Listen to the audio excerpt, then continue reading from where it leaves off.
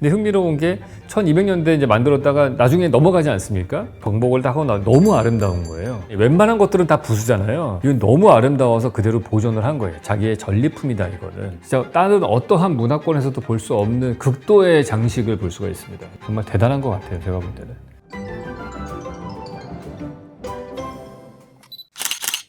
네, 안녕하세요 왓슨 여러분. 이번 시간에는 그라나다에 있는 아람브라 궁전에 대해서 이야기해 보도록 하겠습니다. 제가 어디 가가지고 진짜 많이 듣는 질문 중에 하나가 세계 최고의 건축물이 뭐냐 이런 걸 많이 물어봅니다. 제가 방송에서는 전에 한번 판테온이 정말 최고인 것 같다 그런 얘기를 했습니다. 왜냐하면 사실 미학적으로라기보다는 구조 역학적으로 봤을 때 되게 혁신적인 그런 아이디어였기 때문에 당시에 돔도 되게 혁신적인 거였고 콘크리트를 썼다는 것도 혁신적이었고 그 돔의 정점에 구멍을 내서 햇빛이 들어오게 했다는 디자인도 되게 혁신적이어서 판테온이라고 말씀을 드렸었는데, 제가 이번에 그라나다에 있는 아람브라 궁전을 가서 보고 나서는 순서가 좀 바뀌었습니다. 이게 종합 점수로 봤을 때 철인 3종 경기라고 합시다. 수영과 사이클과 마라톤 세 개를 다 합쳐가지고 보통 금메달 우승자를 결정하잖아요. 그걸로 봤을 때 건축 디자인도 되게 중요하고, 그다음에 조경도 되게 중요하고, 그 건축물이 지어졌을 때 여러 가지 디테일적인 부분도 되게 중요한데, 이 세 가지를 종합적으로 다 따졌을 때 그때 종합 우승자가 아람브라 궁전인 것 같습니다.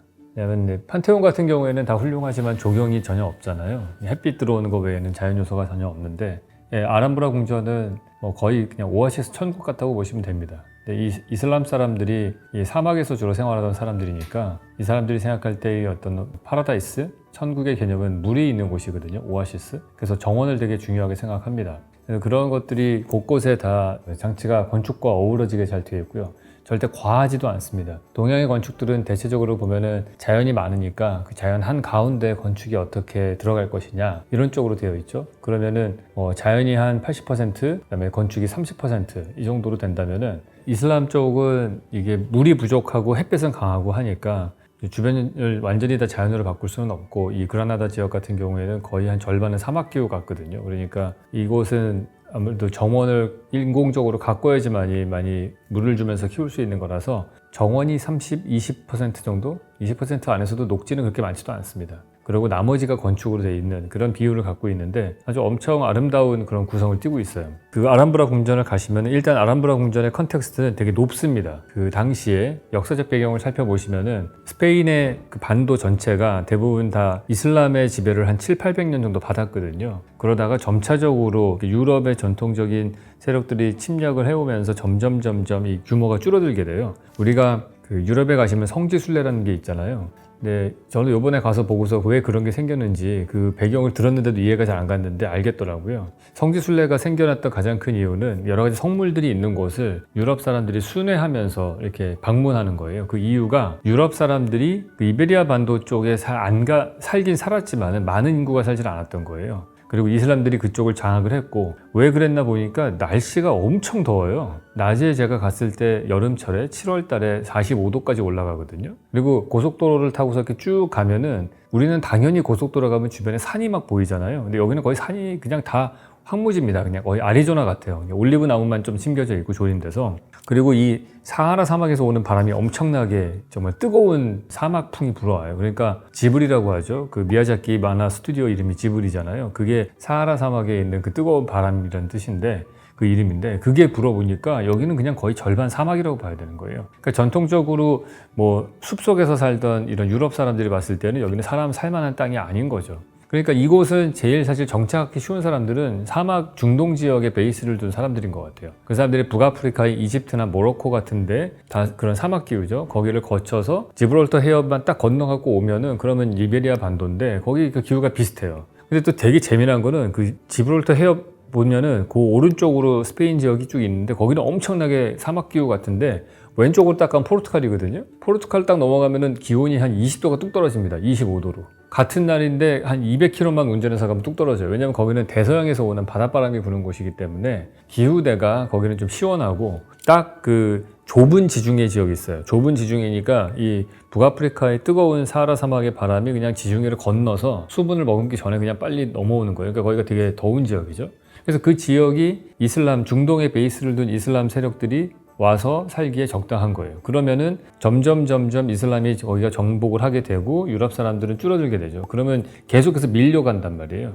그래서 이 사람들이 생각해낸 거는 그 서쪽에다가 성지순례지를 여러 개를 만들어서 사람들을 찾아가게 만드는 겁니다. 그리고 그곳에 성당과 뭐 성물과 이런 것들을 두고 방문하게 해서 어떻게 해서든지 인구를 서쪽으로 옮기려고 했던 거예요. 그래서 옮겨와가지고 어떻게든 대치를 시켜가지고 점점 밀어갖고 옵니다. 근데 마지막까지 남아있는 게 이 그라나다 지역의 나스르 왕국입니다. 무하마드 1세라는 왕이 만든 곳이 이 아람브라 궁전인데요. 그러니까 애시당초에 만들어질 때의 목적이 어떤 군사적인 요새가 제일 강한 겁니다. 그러다 보니까 군사적인 요새는 제일 좋은 거는 높은 데죠. 그래서 우리도 전쟁할 때 산성을 쌓고서 위에 올라가서 전쟁을 하잖아요. 근데 그 지역은 크게 세 파트 정도로 나눠지는 것 같습니다.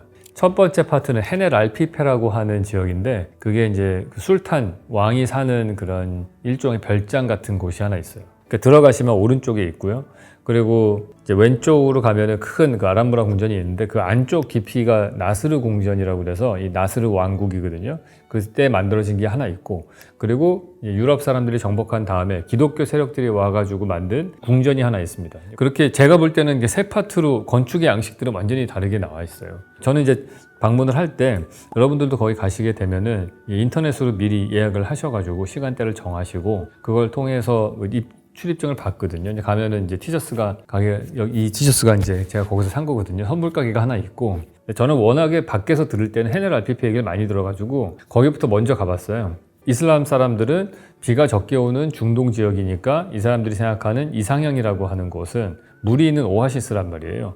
그럼 그 오아시스 지역을 재현해 놓은 것이 이 헤넬 알피페라고 보시면 됩니다. 그래서 물이 많고 이 사람들은 물이 있는 곳이 곧 천국인데 그 물을 여러 가지 방식으로 표현을 한 거예요. 그러니까 예를 들어서 물이 똑똑똑 떨어지는 물소리도 있고요. 시냇물처럼 졸졸졸 흐르는 소리도 있고, 비가 내릴 때는 더 촤 하는 소리가 나고, 물이라고 하는 물성은 딱 H2O 똑같지만은 물이 여러 가지 형식으로 소리를 만들어내죠. 그래서 시리즈로 있는 각각의 정원들이 다 각기 다른 물의 소리를 들을 수 있게 디자인이 되어 있습니다. 뭐 여기 있는 나무들은 조금씩 더 추가를 해서 만들었다고는 하는데 가운데 수공간이 딱 돼 있고 이제 좌우 대칭으로 공간이 돼 있더라고요. 근데 이게 진짜 저는 이제 건축을 직접 하는 사람으로서 너무 좋았던 거가 그 공간의 프로포션이 너무 기가 막혔던 것 같아요. 너무 크지도 않고 너무 작지도 않고, 비어있는 공간이라고 하는 걸 우리가 느끼려면은 광장이나 이런 공간들, 중정이라든지 이런 공간들을 느끼려면은 그 느낌을 결정할 때 중요한 거는 그 주변에 있는 건축물이거든요. 그 건축물의 높이가 얼마나 되느냐, 그 다음에 광장의 비율이 가로 세로 비율이 어떻게 되느냐, 그 다음에 이 주변 건물 높이에 의해서 만들어지는 그 중정의 높이가 얼마가 되느냐, 이 비율이 되게 중요해요. 그러니까 아무리 똑같은 비율이어도 스케일이 또 너무 커지면은 사람들이 잘 그 감흥이 안 오는 경우가 있고요. 그래서 가로 10m, 세로 5m, 높이 2m 이런 중정이 긴 게 있다고 칩시다. 그 비율은 똑같지만은 그게 또 100m에 50m, 20m 높이로 되면은 그 느낌부터 좀 다르거든요. 왜냐면 사람은 그 비율에 맞춰서 커지지가 않기 때문에. 그래서 이 건축가들은 이게 그 비율도 중요하지만 스케일도 되게 중요해요. 그래서 적정한 외부 공간을 만드는 게 되게 중요한데, 이 공간에 갔을 때 제가 받은 느낌은 되게 다 느낌이 좋은 외부 공간의 그 가로 세로 높이의 비율이었던 거라고 느껴졌어요. 그리고 거기에 적절하게 동선, 사람이 걸어다니면서 조경을 느낄 수도 있게 해주고, 적절한 수공간, 그리고 적절하게 이렇게 막 분수가 막 오면서 물소리도 들리면서, 그리고 주변에 있는 건물들은 보면 창문이 그렇게 많지는 않아요. 만약에 더운 지방이다 보니까, 그러다 보니까 자연스럽게 이 공간이 딱 단정하게 프레임이 되고, 근데 들어가면은 곳곳에 이제 이런 방들이 있는데, 저는 사실은 예전에도 제가 이슬람 건축을 가서 봤을 때 정말 저 조각과 디테일이 정말 기가 막히다라고 생각을 했었는데, 그걸 요번에 제가 가서 거기에 있는 이 기념품 책을 하나 사서 읽어보니까, 저도 건축사 시간에 제대로 배우지는 못했거든요. 이슬람 건축까지는. 보니까 저게 저는 돌을 쪼아서 만든 대리석인 줄 알았어요. 아니더라고요. 저게 석고로 만든 거더라고요. 그래서 훨씬 더 디테일하고 아름다웠던 것 같아요. 자, 그래서 이 궁전은 술탄이 이제 휴식을 취하는 곳이다 보니까 어쨌든 자연이 잘 되어 있고 정원들이 적당하게 술탄들이 쓸 수 있는 그러한 곳으로 되어 있습니다. 그래서 근데 너무 좋았어요, 공간이. 하나를 지나고 나면은 그 다음에 또 다른 스케일의 중정이 나오고, 거길 또 돌아서 가면은 또 다른 스케일의 공간이 나오고, 계단으로 또 막 올라가면 또 다른 공간이 나오고, 거기선 또 이 그라나다를 내려다보는 뷰도 열리고, 내가 조금 전에 지나쳐온 정원을 또 내려다볼 수도 있고, 제가 되게 좋아하는 그런 디자인 그 시퀀스잖아요. 어떠한 공간을 한쪽에서 진입할 때 한번 보고 한 바퀴 돈 다음에 다른 시점에서 한번 더 보고 이런 것들이 여기 다 있더라고요. 그래서 이게 경사지에 지어가지고 이게 높이 차이가 좀 납니다. 계속해서 이렇게 이런 식으로 막 지그재그로 하면서 계속 올라가는 거예요. 이제 올라갈수록 점점 안쪽에 있는 공간을 볼 수 있게 되어 있고, 그리고 또 하나는 이게 높이 차이가 난다는 거는 이제 물을 쓸 때 흘릴 수 있다라는 얘기잖아요. 그래서 어떤 곳은 이렇게 난간이 다 수로로 되어 있습니다. 그래서 그 물소리를 쫄쫄쫄 하는 걸 들으면서 걷고 올라가거나 내려갈 수도 있고, 하여튼 기가 막힙니다. 그래서 저는 이 헤네렐페페에 가기 전까지는 최고의 정원은 저기라고 생각했어요. 빌라 데스테라고 있거든요. 르네상스 시대 때 만들어진 정원인데 그 집 끝내주거든요. 근데 그게 제일 아름다운 정원이라고 생각했는데 거기는 나무로만 만들었다면 여기는 진짜 건축물과 잘 어우러져 가지고 기가 막힌 그런 정원을 만들었습니다. 그래서 여길 나오게 되면은 그 약간 마추픽추 같은 그 높은 곳에 있는 것을 딱 걸어가면은 거기가 이제 나스르궁이 나와요, 안쪽에. 근데 이 그라나다는 이제 제가 묵었던 숙소가 그 밑에서 딱 올려다 보이는 데였거든요. 그러니까 제가 전날 도착해서 이 아람브라 궁전에 들어가지 못하고 바깥에서 그 궁전을 올려다 봤거든요. 그 조명이 딱 쏘여져 있는 그런 데서 이제 아람브라 맥주를 딱 마시면서, 아람브라 맥주 맛있습니다. 그거 꼭 드셔보시고, 그걸 마시면서 딱 그걸 쳐다봤는데 솔직히 봐서 별거 아니라고 생각했어요. 왜냐면 너무 건물이 그냥 심플합니다. 진흙으로 만들어진 그냥 토성 같은 느낌이에요. 그냥 타워 같은 거 몇 개 있고. 그러니까 제가 좋아하는 게 그런 반전이거든요. 제가 정말 좋아하는 건물 중에 루이스 칸이 설계한 엑스터 라이브러리를 좋아하는데, 그게 바깥에 봤을 때 벽돌로 되어 있고 안에 들어가면 노출 콘크리트에 기가 막힌 중심 공간이 숨겨져 있는데, 그 반전 때문에 제가 루이스 칸한테 반했거든요. 근데 이 아람브라 궁전에서 제가 반한 것도 사실 그 포인트가 큰 것 같아요.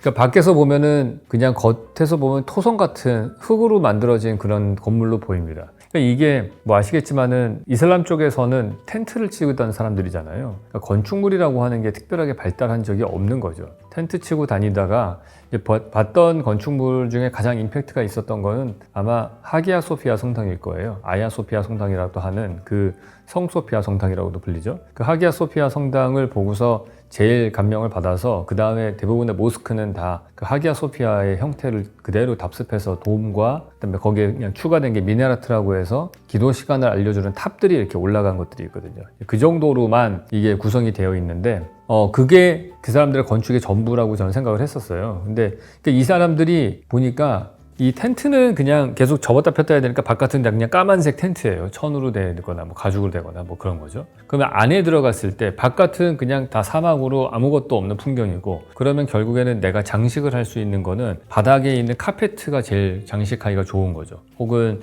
이 천막에 텐션으로 되어 있는 지붕 같은 천장에다가 어떤 술 같은 걸 달아가지고 장식을 하던지 그럴 거예요. 그래서 내부에서 보는 인테리어는 엄청나게 화려하고요. 왜냐하면 거긴 창문이 없잖아요. 뜨겁기 때문에 창문을 만들 수가 없어요, 텐트도. 그러면 텐트는 바깥 경치가 하나도 안 보이는 겁니다. 그러면 내부에 들어가서는 자기가 인공으로 경치를 만들어야 돼요. 그 인공으로 경치를 만드는 게 결국엔 인테리어에서의 그런 패턴들이 되는 거죠. 근데 이 사람들은 또 상징적인 그림을 그리는 게 금지되어 있어요. 우상 숭배를 금지하게 되어 있기 때문에 어떠한 자연의 형태를 그리거나 그러지 못하죠. 그러니까 대부분 다 모스크에 가면은 기하학적인 문양으로 되어 있거나 아니면 글자로 쓰여져 있죠. 그래서 자기네들의 그 코란에 있는 문구 같은 것들이 써 있단 말이에요. 그러니까 그걸로 극도로 자기들이 사는 실내 공간의 환경을 만드는 게 익숙한 사람들인 거예요. 이 아람브라도 똑같습니다. 바깥에서 봤을 때는 아주 심플해요. 그런데 안에 딱 들어가면은 진짜 다른 어떠한 문화권에서도 볼 수 없는 극도의 장식을 볼 수가 있습니다. 이 천장의 데코레이션이라든지 바닥 패턴이라든지 이런 것들은 이 이슬람 문화를 따라갈 수가 없습니다. 왜냐면 거기다 몰빵한 거거든요. 모든 아름다움의 그 가공의 테크닉을 거기에 다 몰빵을 했기 때문에. 그래서 지금 와서 봐도 경이로운 수준인 거거든요. 그 나무가 되었건 타일이 되었건 석고로 만든 거든 그런 것들이 장식이 일단은 대단하다. 그게 제가 말씀드리고자 첫 번째입니다. 이 나스르 궁전은 밖에서 봤을 때는 별거 없는 것 같은데 내부에 들어가면은 그 안에 데코레이션 장식들이 정말 어마어마한 것들이 있다. 지금도 여기 보시면은 나무로 기하학적인 패턴들을 만들어 가지고 그냥 건물에 보이는 인테리어 벽체와 천장이 다 이런 식으로 되어 있다고 생각하시면 될 것 같아요. 그러니까 이게 딱 가서 보면은 건축적으로 구획되어 있는 외부 공간, 근데 거기에 이 사람들은 항상 중정의 바닥을 포장을 하잖아요. 우리나라 한옥과 구분된 점이 그건 것 같아요. 우리나라 한옥은 한옥을 짓잖아요. 그러고 나서 마당은 흙으로 되어 있거든요. 여러 가지 이유가 있겠지만은 일단 첫 번째는 그 공간이 멀티 유즈로 쓰였어요. 뭐 타작을 할 때 작업하는 공간으로 쓰이던지 아니면 또 한옥에서 또 다른 이유 중에 하나가 거기가 남쪽에 우리 남향으로 집을 배치하잖아요. 그러면 한옥마당을 흙으로 두면은 햇빛을 받아서 거기가 뜨거워지죠. 그럼 상승 기류가 생겨요. 그러면 그 기압이 낮아지면 상승 기류가 생긴 그 빈 공간에 이 대청마루가 뚫려 있잖아요. 그 대청마루 뒤쪽에 뒷마당이 있단 말이에요. 뒷마당에 그림자 존에 있었던 시원한 공기가 앞으로 당겨서 오는 거예요. 그러면은 대청마루에 앉아있는 사람이 시원하겠죠. 그런 이유에서 우리나라의 중정들은 바닥이 흙으로 되어 있는 경우가 대부분인데, 여기에 가서 보시면은 이 궁전, 나스르 궁은 항상 모든 중정들이 다 돌로 포장이 되어 있어요. 그리고 거기가 수공간으로 되어 있던, 분수가 놓여져 있던, 뭐 나무가 몇 그루 심겨져 있던 그런 식으로 되어 있습니다. 일단 이 수공간, 이거는 우리가 타지마할 같은 데서도 보이는 기법이죠. 우리가 수공간을 만들면은 앞에 있는 건물이 반사가 돼서 그 수공간에 거울처럼 비친단 말이에요. 그럴 때 훨씬 더 이 공간이 넓어 보이고 웅장해 보이는 거거든요. 그래서 그런 것들을 수공간을 적절하게 잘 썼습니다. 이 장면이 정말 제가 제일 좋아하는 스팟인데, 그러니까 저런 장식을 넣고 문양을 집어넣기 시작을 하면 심볼릭 인포메이션이 거기에 덮여지는 거잖아요. 그러면은 건축물이 갖고 있는 그 원래 물성이 좀 사라지는 효과가 생기거든요. 벽이 있다고 했을 때 그 벽이 존재감이 있다가 거기다 벽화를 그리게 되면은 그 벽화 때문에, 벽화에 있는 스토리 때문에 없어져 보이는 거죠.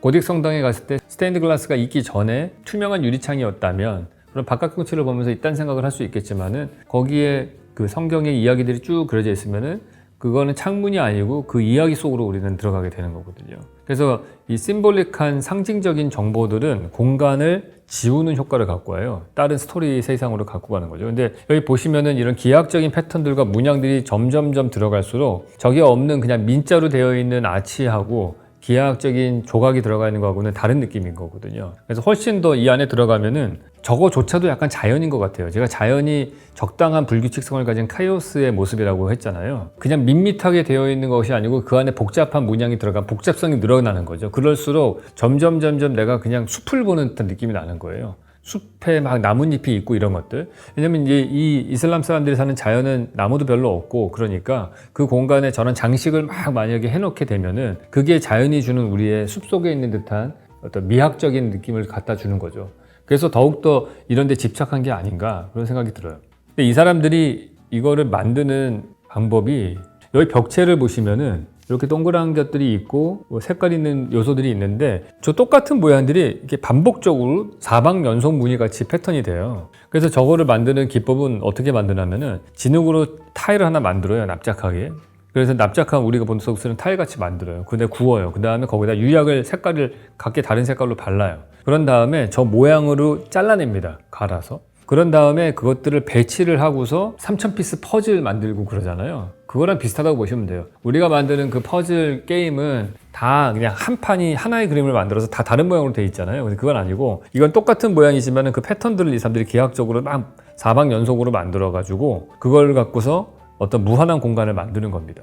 그래서 이걸 보고서 많은 서양의 예술가들이 사실은 이 나스르 궁을 보고서 영감을 많이 받았거든요. 그 중에 대표적인 사람이 애셔라는 화가가 언급이 되더라고요. 그러니까 애셔가 보시면은 이렇게 무한 반복해가지고 막 어떤 그림들이 막 A에서 B로 이렇게 스무스하게 바뀐다든지, 그게 보면은 똑같은 패턴인 것 같은데 조금씩 바뀌거든요. 그래서 이 인피니트한 패턴의 반복, 그거를 애셔가 이 아람브라 궁전에 있는 것들을 보고서 영감을 받아서 만들었다, 그런 얘기를 해요. 그래서 저 타일을 가공해서 조합을 해서 만드는 것들이 일단 첫 번째로 눈에 띄고요.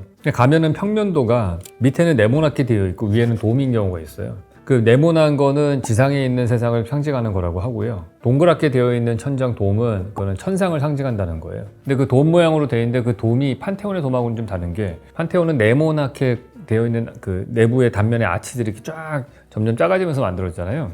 근데 여기는 종유석 모양으로 만든 거예요.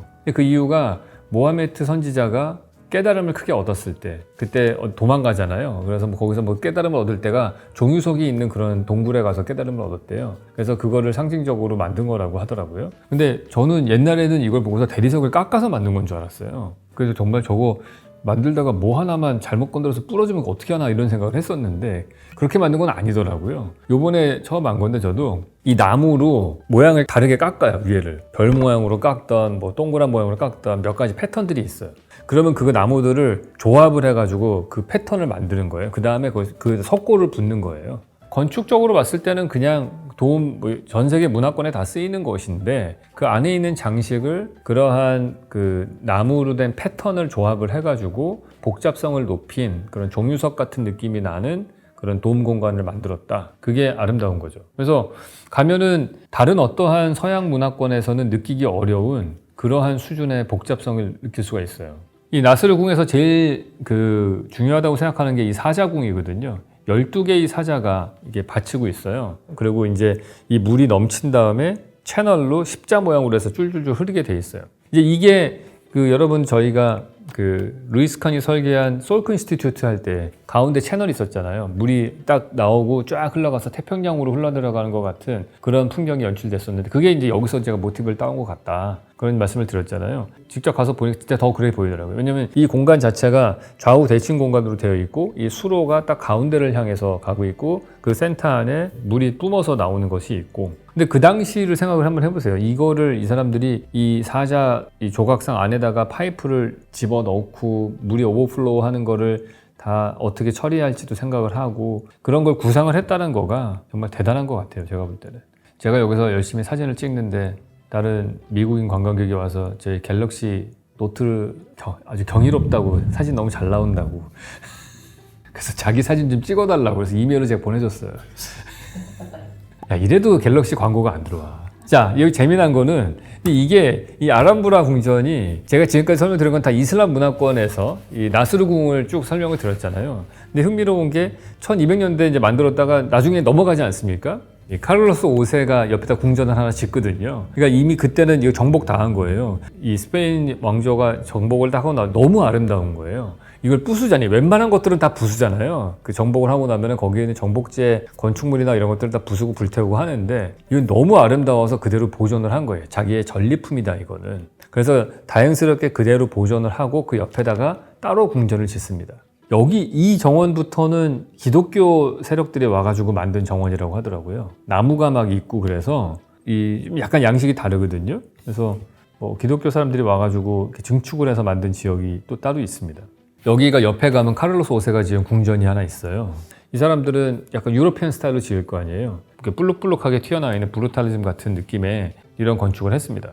이제 서양의 모든 그 중요한 건축들이 그렇듯이 이 기하학적 평면도를 띠고 있는 거죠. 네모나고 가운데 동그랗게 중정이 있는 그런 구성을 띠고 있고 그거는 로마 시대 때 지어진 여러 빌라들에서도 나타나는 그런 아주 티피컬한 평면도예요. 스케일만 엄청나게 키운 거죠. 그래서 그런 궁전이 있어서 저는 그냥 금방 보고 나왔어요. 별로 볼 게 없어가지고 야, 아람브라까지 와가지고 뭐 이런 걸 볼까. 그래서 그냥 보고 나왔는데 제가 정말 아람브라를 보고서 진짜 좌절을 좀 했어요. 제가 이제 뭐 예를 들어서 루이스 칸 건물을 보고 진짜 감동을 받고 안도다다오 건물 감동을 받고 그러고 나서 내가 이거 한 20년 열심히 하면 이렇게 할 수 있겠다. 좋은 건축주 만나고 그러면 할 수 있겠구나 생각은 하는데 아람브라는 못할 것 같아.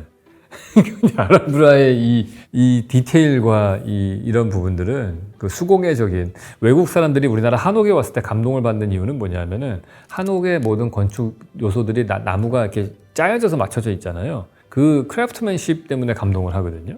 근데 이 아람브라 또 보면은 저는 그 천장과 벽에 있는 그 모자이크와 이런 장식들을 보면서 야, 이거는 현대에서는 하기 어렵겠다. 물론 3D 프린터로 하면 할 수는 있어요. 혹은 로봇이 나와서 하면 할 수 있겠죠. 근데 인간이 하나하나가 정성을 들여서 만든 그 수제의 그 감동은 없겠죠. 충분히 지금 이거 3D 프린터로는 할 수 있거든요. 근데 이 손으로 한 땀 한 땀 한 정말 그 장인 정신이 느껴지는 그거는 제가 볼 때는 현대 건축에서는 불가능할 것이다. 만약에 그게 가능한 시대가 된다면은 그것도 별로 좋은 세상은 아닐 것 같아요. 그 얘기는 신분격차가 엄청나게 나거나 아니면 부의 집중화가 엄청나게 됐다거나 둘 중에 하나일 거라고요.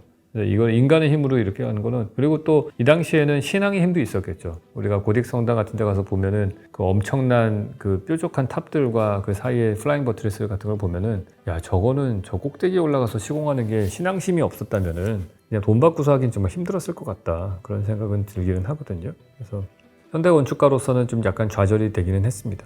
그랬다가 이제 또 포르투갈에 가서 약간 또 회복은 했습니다. 알바로 시자 보고 람쿠라스의 그 카사 뮤지카 보고 현대 건축은 역시 이런 데서 돌파구를 찾아야 되겠구나 그런 생각을 했습니다. 네, 제가 봤던 건축물 중에서 종합 성적으로 1등이라고 할 수 있는 아람브라 궁전에 대해서 이야기를 나눠봤습니다. 다음 시간에 또 뵙도록 하겠습니다.